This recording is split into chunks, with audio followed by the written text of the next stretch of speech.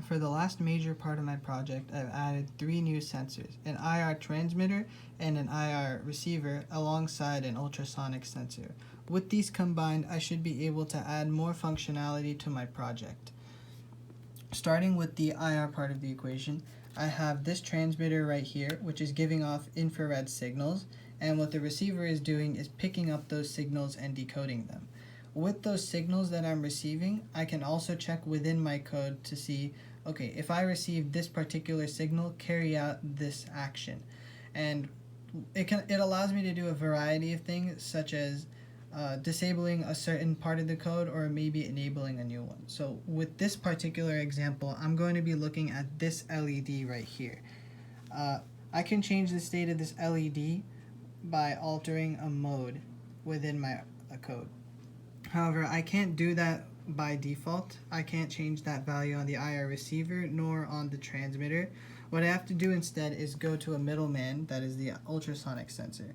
What the ultrasonic sensor is doing is it's reading a distance between it and any object that comes in front of it. So I put this threshold at around 50 centimeters. So if I were to put my hand in front of it like this, what that allows the code to do is switch the mode on the IR transmitter. It is now sending a completely different signal, and the IR receiver will reflect that. It decodes a new signal this time, so what it does on my control stick is previously this control stick was responsible for WASD, and as you can see here, I'm moving it in every direction and nothing is being printed or typed. However, this does allow me to change the state of my LED. So let's say I want to make the color red. I'm moving my stick all the way to the right and I click down on the other button. That allows me to switch my color changing. So put my green all the way down and put my blue all the way down. And there I have red. And then I add green. I can change it back and forth if I want to. Now you may have noticed next to my LED that I added a potentiometer to the circuit.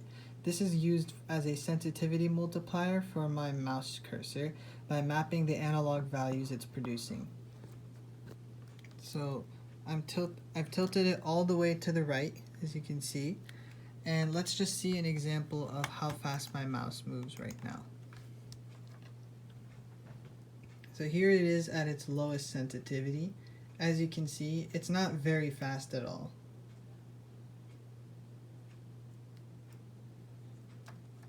So now let me move just this sensitivity knob a little bit to the left. That should make it much more sensitive as compared to before. So let's try it again. As you can see, it moves very fast across my screen. And here is a final frame of my project, all on breadboards. The most difficult part was probably the IR sensor, just due to the sheer amount of coding that was involved, and most of which I didn't immediately understand. But in the end, it all seems to have worked out. I'm really excited to keep working on this project. Lastly, I'm going to just finish up soldering, so I'm not adding any new components, just making sure it looks like a finished product.